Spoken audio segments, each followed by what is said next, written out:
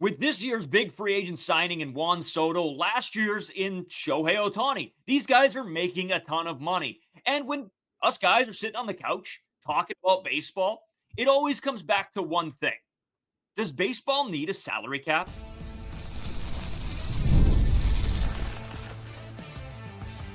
You are Locked On Blue Jays, your daily Toronto Blue Jays podcast. Part of the Locked On Podcast Network, your team every day. Welcome back to Locked On Blue Jays. Thank you for making Locked On Blue Jays your first listen every day. We are free and available wherever you get your podcasts and on YouTube, part of the Locked On Podcast Network, your team every day. The NFL playoffs are almost here, but it's not too late to get in on the regular season action with FanDuel because right now new customers can finish the season strong with $250 in bonus bets if your first $5 bet wins. Visit FanDuel.com to get started. As always, I'm Braden Iwasko. He's Carter First. You can find us on Twitter, Braden5 Iwasko. Carter First, too, as well on Instagram and TikTok at Locked On Blue Jays. If you haven't subscribed already, we're trying to hit the 2,000 mark by the end of the year.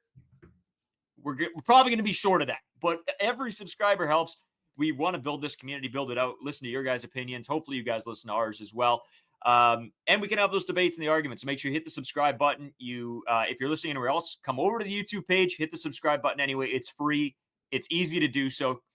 YouTube's sort of the hub now. We put out videos, podcasts, shorts, live streams. It's all right here on YouTube, ready and available for all of you guys. As well, we have the Discord link down in the description if you guys want to join there. Just want to say, hope all of you had a very Merry Christmas, Happy Holidays. I hope it went well with you and your families. But Carter, me and you, I think this came about this past weekend. We were sort of sitting on the couch, a couple of the buddies over, and you know, they're asking us, they're like, how does this Juan Soto, this Shohei Ohtani signing happen? How do these insane contracts happen? The deferral of money? How does the salary work in baseball with the luxury tax, etc.? And people kept asking us, Carter, they're like, why don't they just put in a salary cap? And I know this is going to make some people mad, and some people, it's very a divisive topic here with the salary cap, talking about baseball. But it's something that probably needs to be brought up with these crazy contracts that keep happening every single offseason, and it's only going to get worse and bigger from here. So we're going to talk about that. Then, of course, the top 100 players list, projected top 100 players list for 2025 have come out. Carter's got some, there's some interesting placements on that, so we'll get into that as well. But Carter, I know this is a big conversation topic that I know you really were sort of wanting to do an episode on, and now here we are. So where do you want to sort of start this? Because you could sort of take this in like 10 different directions. Yeah, I guess we'll start with why are we even talking about this? Why is this becoming a problem with Major League Baseball? I think a lot of it comes down to the World Series matchup. You had the New York Yankees, you had the Los Angeles Dodgers, two of the biggest market teams in all of baseball. And then you go and you look at the Juan Soto sweepstakes. You go and look at the Shohei Ohtani sweepstakes. You kind of see which teams are involved in these players. And if you're a smaller market team, if you're like the Kansas City Royals, the Oakland Athletics, anywhere in there, you're not even in on these players. There is absolutely zero chance that they are going to come to your baseball team. There's a little bit of frustration just among teams in the league, especially those in the lower markets, just not being able to go out and sign those, have a fair chance at these big free agents and these big superstar players that can alter your franchise's direction just with that one signing. And just some background information about this as well. Obviously, you know that teams like the Dodgers, teams like the Mets are going to just spend more money simply than the Orioles, the Tigers, teams like that. So I added up the top 10 payrolls in baseball. I added up the middle 10 and the bottom 10 just to see how these differentiate. So you add up the top 10 payrolls in baseball, it goes to $2.5 billion. That's, quite a few dollars to say the least. You go to the middle, you add those 10 up, it's $1.55 billion, so almost $1 billion lower. And then you go to the bottom 10 and it's under $1 billion, it's $967 million. So those are, again, massive differences in payroll. And it's a lot harder, again, when stereotypically when you don't think too much into it, when you're paying these players bigger contracts, you're paying these guys more money than the other guys, are probably going to be better than the guys that are making less money. Just logic getting thrown into that. So obviously there are some measures that are thrown in. Luxury tax is used to try to skew some of these larger teams from spending as much. They get taxed, they go over the luxury tax bracket. But at the end of the day, if you have some of these owners, like the Rogers owner, you got the Mets owner, you'd think the Toronto Blue Jays would actually spend some money, but they haven't done that yet. But you look at the guys, like you look at the Mets, their net worth is like $1.5 billion. I don't think a few thousand, few $1,000,000 are going to skew them too much from overspending over that luxury tax. Yeah, this is where the problem with the luxury tax comes in for me. I think it's useless at this point. I mean, maybe for teams like Toronto that doesn't want their money to be taxed, their contracts to be taxed. But I feel like it almost comes as an excuse because teams are going to spend what they want to spend. The luxury tax to me is a completely flawed system. And I don't know. And I know, when I was talking about this with the other day with some of the friends, Carter, I said, I don't think a salary cap works in the MLB at this point. I think it needed to be implemented years and years and years ago. Now it would just almost be impossible to introduce one. But I feel like there has to be a better system. And I know a lot of you guys are going to say it's just two guys complaining that their team didn't get the big fish. That it's not really that. I'm looking at it from almost the like Oakland Athletics perspective, or some of these teams that just don't spend money. That's an issue. I don't want to see the same four teams in the World Series every year. I don't want to see the same four teams win their division every year. I don't want to see some teams, not produce any of their own talent. I want to see that homegrown talent sort of stuff happen. And it just doesn't when you have these big teams that just are willing to go out and send guys and pay guys and, pick guys from certain teams. That's sort of my thought process on this because I think the Blue Jays could spend money if they wanted to. I think it's just a lame excuse to the luxury tax. I don't even want to hear about it. So I'm not really coming at this from a necessarily Blue Jays perspective. I just think something needs to be done. And Carter, I don't necessarily know that I have the right answer or any answer, to be honest with you. I think there's people that are smarter than me that are working towards something like this, trying to figure out a better system, but nobody's been able to. And is this just a problem with baseball that's just sort of been growing and growing and growing ever since the start of the MLB? Yeah, you can definitely argue that. But as Toronto Blue Jays fans, we should be kind of on the side of no salary cap, no salary floor, because we Yeah. are commonly in the top 10 payrolls in all of baseball. We do have the second highest ownership group in terms of just net worth. So he's number 2 on the list out of 30 teams. You would think that you would be able to spend. So as Toronto Blue Jays fans, we shouldn't really be on board for a salary cap. Again, like you said, the Athletics, those type of teams. That's when you start to struggle. And if you can't pay any of these big players, like you got Luis Severino setting their franchise record in a contract, which is what, $66 million over 3 seasons. So they're just not a team that's going to spend. When you look at the Juan Soto sweepstakes and you see $765 million, when I talked about that bottom 10 payroll, $967 million, that's not that far off. That is one player compared to the entire salaries of 10 teams in the MLB. So in that sense, it's definitely frustrating for some of these smaller market teams. But at the end of the day, you could talk about, again, the salary cap on that stuff obviously would have a major impact on the composition of teams, the roster construction. But there's also different things that can help your teams have success a lot as well, like your drafting, your ability to develop young prospects. We talked about before with the 6 years of control. As soon as you get in your MLB service time, the first 3 seasons, you're making these players are making pennies on the dollar. It doesn't matter how good or bad they are. Obviously, if they're bad, they're not going to be in the league. But it could be Juan Soto or they could be, I don't know, Spencer Horwitz, and they're going to be making relatively similar salaries for the first 3 years. After that, you get the arbitration years, but still, compared to the open market, you are having a huge savings on this. You're having a huge sale on these guys. You're not going to nearly have to spend as much as they would hit the open market. So there is things that, again, you can kind of get around this, but it does make it a whole lot easier. If you have a hole on your team, you can just go out and throw $50 million at somebody for a season and have that quick fix right there. Well, and this is what I think upsets a lot of fans of other teams and some of these small market teams is the fact that they can go and develop these players right out of college or high school, whatever you want to say. And then as soon as their 6 years are up, they get nabbed by the big dogs, the Yankees, the Dodgers, what should be the Blue Jays. And I think that's what really drives people. I think that drives a wedge in the game of baseball a little bit, where if you're not a fan of one of these big clubs, and you can throw Toronto in there if you want to, if you're not a fan of one of these big clubs, then you just have to be okay with not winning World Series. And yes, you can say that you can go on to talk about teams like the Blue Jays who haven't won the World Series in a long time, and they have one of the highest payrolls in the league. But at the end of the day, especially when you see players being developed, you start to get those connections with guys, and then they just get bought out at the end of their 6 years. and don't look back because your team won't pay them or can't pay them. That is a big problem for baseball. And I think that, I go back to this clip a little bit sometimes too. The fact that there was some clip on, I don't know if it was TikTok or something like that, about this guy talking that, oh, it would be unbelievable for the Dodgers to become like this superstar team and sign a ton of good guys, getting Juan Soto, whatever it was at the time. This is before the Juan Soto deal. And yes, and they said, oh, it's great for baseball because people will have, a team that they can go to. They're just a money printing machine, which isn't wrong.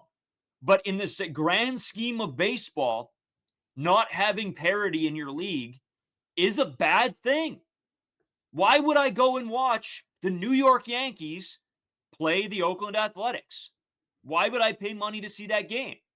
Why would I go if I'm down in LA? I'm not going to watch the Dodgers play the Tigers or whatever, right? When I know the Dodgers are a better team and they're going to hit 1 million home runs and the Tigers are going to, I don't know, try to play small ball or something. Like, it's just, this isn't good for the league. And I know it's going to come off as complaining. It is complaining because I see what it's doing to these smaller market teams. We're seeing what it's doing to teams like the Oakland Athletics. But I don't think there's a fix. I really don't. Well, and a lot of people are advocating for a salary floor. So that would mean the owner has to pay a minimum, say it's $60 million in your payroll. It'd probably be more than that, obviously. But say that is the minimum of your year. You'd have to pay your payroll at least $60 million. Obviously, you can go way over that, but that would be the absolute floor. If you don't reach that point, you'd have draft pick penalties. You might get fined, different things like that. But the problem is with these small market teams is it's not that these owners are poor or they don't have a lot of money. Because if you own a baseball team, you're probably pretty sound financially. I don't think that's necessarily the problem. And in 2022, there was a CBA negotiation that each team puts in 48% of their revenue shares into one big pot, and they split it 30 ways. So usually that accounts to around $90 million for these teams. So that's a pretty good chunk of change right there. And you also get national funding as well. So that is even more funding. So these owners have the money to spend. They just aren't doing it. And that is very frustrating if you are a small market team like some of these teams in the bottom 10. So in that sense, a salary floor would work, but then you have to account for these owners. Are the owners going to want a salary floor? Are they going to want to just kind of, in a sense, throw away their money? MLB would be forcing them to spend money. And then you talk about a salary cap. Players like Shohei Ohtani and Juan Soto would absolutely hate that because there's no way Juan Soto is making $765 million in a salary cap era because who's going to surround Juan Soto? You're going to have a bunch of Bradley Zimmers running around with Juan Soto out there, and nobody else is going to be able to hit the baseball. So I don't think you get one or the other. You don't get a salary cap or a salary floor. It's either you have nothing or you got to have both of them. That's the only way there would be a compromise. But I think with a lot of these, with both sides, the MLB, PA, league officials, and the owners, I think they outweigh the negatives, and they weigh that way more heavily than the positives in the situation. Yeah, and I agree with you. And you know what? We're going to have to continue this conversation. We're going to take a quick break here. We'll come back with some more before we get into the top projected 100 players list right after this.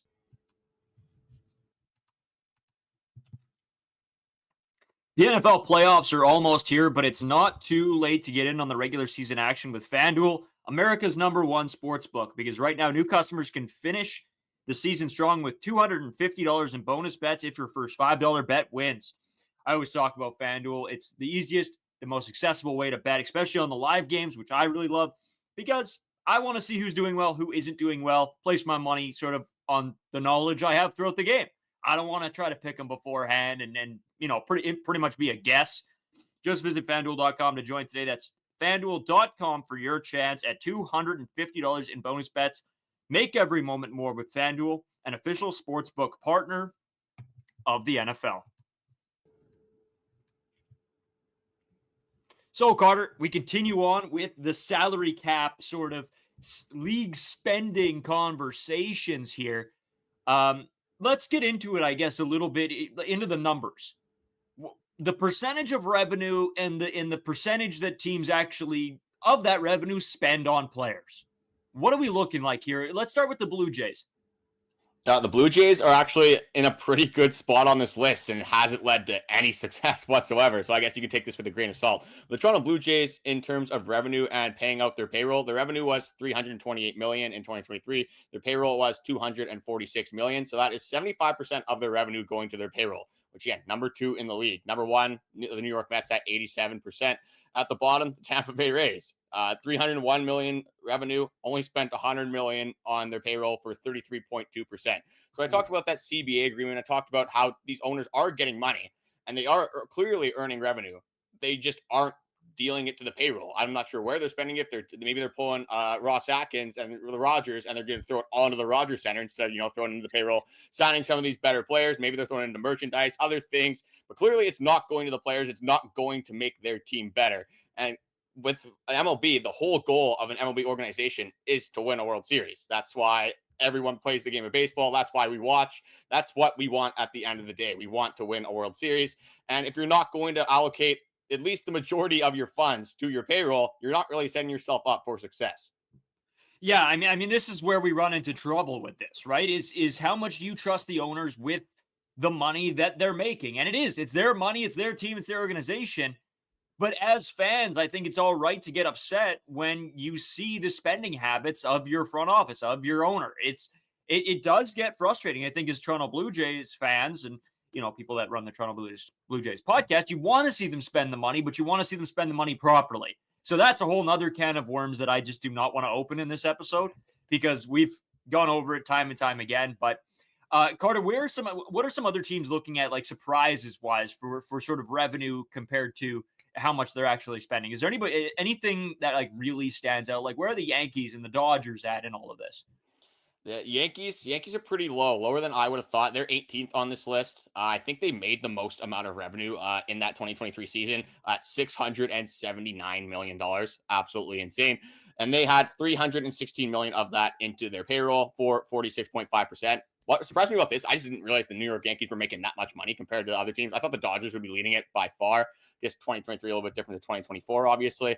But still, like with the Yankees, if you're paying over $300 million to your payroll, I don't think fans are going to complain about that too much when you're looking at other teams amongst the league. And some of them are at 100 million, 110 million, 120 million. If you're around 300 million, I think you're going to be relatively fine. Looking at the Dodgers are pretty high up. They're number 5 on the list. Astros number 7. Braves are number 11. The Orioles, really good team, obviously. They are 29 on this list, only 35.4% of their revenue going to their payroll. So you see that teams can have success when they aren't necessarily having the highest payroll of all time in baseball. Just kind of looking at the 2024 season and looking at some of the teams that had success. Out of the top 14 teams in payroll in baseball, only 6 of them made the playoffs. But the thing with this stat is that the top 6 teams are the teams that made the playoffs in payroll. You have the Mets, Yankees, Astros, Phillies, Dodgers, and Braves. Top 6 in payrolls in baseball, all those teams made the playoffs, and you have 7 to 14 did not make the playoffs. And you look at the NLCS, the ALCS, which teams did you have in those games? You had the New York Yankees, you had the Los Angeles Dodgers, you had the New York Mets, and the Cleveland Guardians were in there. But for me, I didn't really have the Guardians really having a chance against the Yankees anyway. So in that sense, it's kind of a tough one to say. You can look at both sides of the spectrum. You can say, hey, only 6 out of the 14 of the top payroll teams made it. But if you look at like actual deep playoff runs, you look at who had success in the playoffs, you kind of look at the teams with the higher payrolls. Yeah, I mean, obviously it makes sense. That's how it should work. But that's a problem. Going back to what I said in the first segment was, do you want to see the same teams doing it over and over and over again? When does it start to lose the integrity, I guess, of the league? It's sort of sad to see. Now, again, I don't have a solution to this. And if you guys think you know a way, leave a comment. Maybe we'll talk about it because I try to go over it in my head. What would be the best way to go about this? I don't think a salary cap works. Too much money has been spent. Too much money will be spent for a salary cap to be the solution here. But when you were talking about pay scaling and what teams need to pay, and I think it becomes where you have a baseball team just to be a baseball team instead of being a baseball team to win.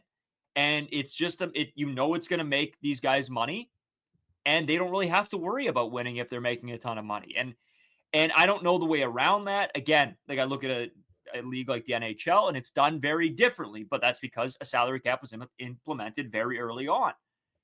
And now, if you were to switch it up, it would be complete chaos in any league. So I don't know. Any sort of ideas flowing through your head that you think this could work, or are you sort of stuck where I am, not really sure what the best solution is here? I think you're going to find flaws with pretty much every single approach. When you look at salary cap and salary floor systems, again, when you look at going to other leagues, say the NHL, for example, Connor McDavid should probably be making more money than he is right now. But with the salary cap, they're kind of limited with what they can do. So in that sense, for the players, not exactly what they want. But then you look at some of these minimum contracts. Do some of these players earning minimum contracts even deserve that for what they're doing for their team? Probably not. So is there some other options that they could undergo? Like they could drop the luxury tax a little bit, but then that doesn't really, again, change too much. So I think the biggest overarching problem is that you have a lot of these smaller market teams that do have the money and they're just not spending it. So how do you make those teams spend that money? A salary floor makes a ton of sense. I just don't know how you implement that and you get it to everyone involved in this organization to agree on a salary floor. That is the quickest and easiest fix, but I just don't see that happening in the foreseeable future. Yeah, I don't think so either. And you know what? That's why maybe this conversation is all moot. I think everybody that has a podcast ever has had a conversation revolving around a salary cap about how the league spends money, about how teams spend money. And I think we just go around and round in circles. And maybe that's what this is. But, we always say this podcast is sort of a place where we can vent and let out our, whatever we're sort of thinking. And this was one that kept coming up in conversations. I remember 2 or 3 weeks ago, same sort of thing, sitting around the couch watching hockey, talking salary cap, and it gets brought back to baseball, obviously, with us doing the podcast. So it's a conversation that people are having in their day-to-day lives, just, water cooler talk. And so that's why it's fun to come on here, chat about it with you guys as well. If you guys got any ideas or any feelings around this, let us know down in the comment section below. We do have to get into the top 100 projected players for 2025. Carter's got the list. Me and him have talked about it a little bit off camera, and there are some extremely shocking ones. Like, I don't know who's making this list, but there might be a little bit of an issue. We'll talk about that coming right back. Today's episode brought to you by Game Time. I always talk about Game Time because it's my favorite place to get my tickets. Game Time picks. It makes it even easier to save more on sports, concerts, comedy, theater, sort of whatever you can get tickets for, honestly. They have their all-in pricing. Toggling this feature shows you the total upfront with no surprise fees at the checkout. Plus, they have their seat views where you can get a panoramic view from your seat in the app before you buy. I always talk about that. I love it. It's just a cool addition feature. I love that a lot. They also have the lowest price guaranteed, or Game Time will credit you 110% of the difference. They also have ticket coverage. Your purchase is covered with the most flexible customer service policy in the ticketing industry. Take the guesswork out of buying those tickets with Game Time. Download the Game Time app or create an account and use code LOCKEDONMLB for $20 off. Again, terms apply. Create account, LOCKEDONMLB for $20 off. Download Game Time today. What time is it? Game time. All right, dude. Top 100 projected players. I'm going to hate this. I know I'm going to hate this. Let's keep it sort of Blue Jays centric here. If you see anyone else that's really jumps out at you, let me know. But let's start with the Blue Jays. How many of the Toronto Blue Jays are projected in the top 100? If I was going to just guess how many Blue Jays would be projected in the top 100, I would probably have 3 to 4. I think you got to have Vladdy. I would have Kevin Gausman for me personally. I would have Bo Bichette. There's a couple other ones you can debate. There's, again, Jose Barrios. If you're really high on one of the pitchers, maybe an Alec Manoah, maybe Bowden Francis. I think that is a little bit more of a bold take. But I think with the 3, Kevin Gausman, Bo Bichette, and Vladimir Guerrero Jr., those are ones that I would have in my top 100. But when we're looking at this list, there's some guys that are ranked pretty good, I think. I think they got a lot of them right, but there's a lot of them that are just absolutely crazy. I'm going to preface this by saying that for some reason on this list, it feels like they are valuing catchers way higher than they should be. There are so many catchers on this list that are just very high up. They should not be higher up than some of these other players. Well, I'll kind of get into the Toronto Blue Jays right now. They have Andres Gimenez at 99. I don't think he's a top 100 player. I don't care how good his defense is. Unless he does pick up that bat, maybe you do see some increases from 2023 and 2024. It's not the worst thing I've ever seen having him at 99. If he was at 50, that would be more of a problem for me. But I don't necessarily agree with that. You have Bo Bichette at 63. I'm sort of okay with that, coming off of a down year. Didn't expect too much higher. This is the one that is absolutely ridiculous. We talked about off camera. They have Alejandro Kirk at 35 on this list. They think he's going to be the 35th best player in all of baseballs. And this has pitchers. This has obviously DHs, any positional player. There's everyone considered in this list. Alejandro Kirk at 35. So I'm just going to name some players that are behind Alejandro Kirk on this list. Corbin Burns, Freddie Freeman, Austin Riley, Stephen Kwan, Framber Valdez, Mike Trout, Dylan Cease, Cole Ragans. I could keep going on and on and on, honestly. I could probably name the entire list. There's a lot of these players that just are way better than Alejandro Kirk. Okay. They're projecting that Alejandro Kirk, we're in a world right now where Alejandro Kirk is projected higher than Mike Trout. Somebody's got. Was that on your bingo card? Like 3 years ago? Was that on your bingo card? Having Mike Trout lower than Alejandro Kirk, our boy. I mean, maybe if Alejandro Kirk kept it going from 2022, but somebody's got to be fired. Somebody's got to be fired. That's a terrible decision. Where's this list from, by the way? It was tweeted by Brooks Gate. It says via Fangraphs. So Fangraphs, pretty reliable source as well. What is going on at Fangraphs? They are loving their catchers on this list. I'll go over a couple of catchers that I think are pretty high as well. They have Patrick Bailey at 29.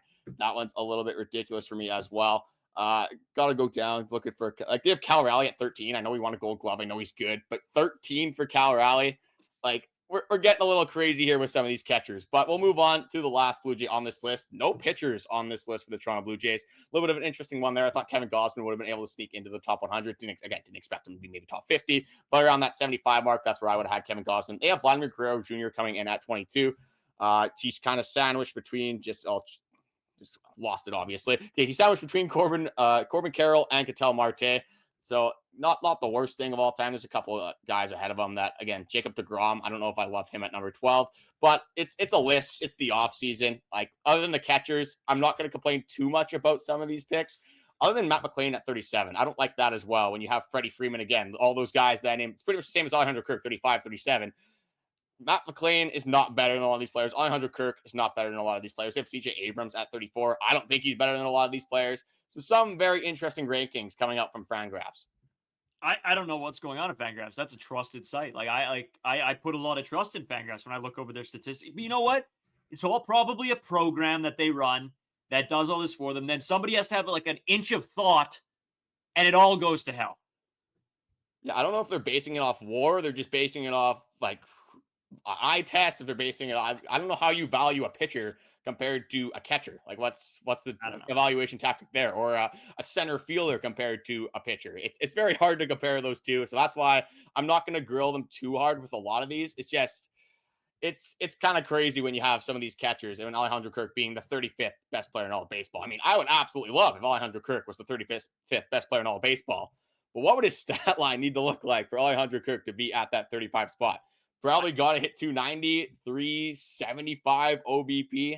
Get the slogging at 400 with Alejandro Kirk. You'd probably be pretty happy about. It's a lot of things that have to go pretty well for Alejandro Kirk for that to happen. I almost think we need to send this guy help. Whoever made this list, somebody's got to go over there and check on him. There might be something going on, because this is that's crazy, Carter. You know what? You told me about this a while ago, and I sort of forgot about it because we didn't do it right away, and we knew we wanted to sort of save it. Insane list. I'm blown away, actually. Having Mike Trout lower than Alejandro Kirk is one of the craziest things I've heard all year, actually. Yeah, it's not going to get too much crazier than that. But they did have Alejandro Kirk beating out Gabriel Moreno being at 41 as well. Again, being better than Stephen Kwan, all those guys I just mentioned. So they really love catchers, obviously, at Fangraphs. So hopefully they're right with Alejandro Kirk. Maybe they're providing us some insight on a breakout season again from Alejandro Kirk coming up in 2025. We can all hope for it, but how realistic is that actually going to be? Yeah, you have to hope. You have to hope. Oh, anyway, guys, this was a interesting episode. It was a little different, but it was fun. We sort of, these ideas that pop up in the water cooler conversations. It is fun. It is a blast to do because it's a long off season, and you can't talk specifically about Vladimir Guerrero Jr. for the 20th day in a row. So we always appreciate you guys listening, watching, doing whatever. Make sure you hit the subscribe button. Have a great weekend. We will be back with you Monday, Wednesday, Friday, New Year's week, I guess. This is crazy. It's going to be 2025. It's unbelievable that we're here already. Yeah, we're getting closer and closer to that season. But I guess I'll end it with this. I guess one positive about the salary cap is I think the Toronto Blue Jays probably have a lot better of a chance at actually signing Vladimir Guerrero Jr. because they're not even close in contract talks right now without it. So maybe we need that salary cap to land a superstar and keep him in Toronto for at least the foreseeable future. But again, thank you guys for watching. Likes, comments, everything has been appreciated. We hope you guys had a Merry Christmas, had a good holiday season. Again, it's a crazy time, obviously, with just personal lives, not as much with the Toronto Blue Jays, but just with everything going on with the holiday season. So we appreciate you guys taking the time out of your day to watch the podcast. Again, thank you guys for watching, and we will talk to you guys on Monday.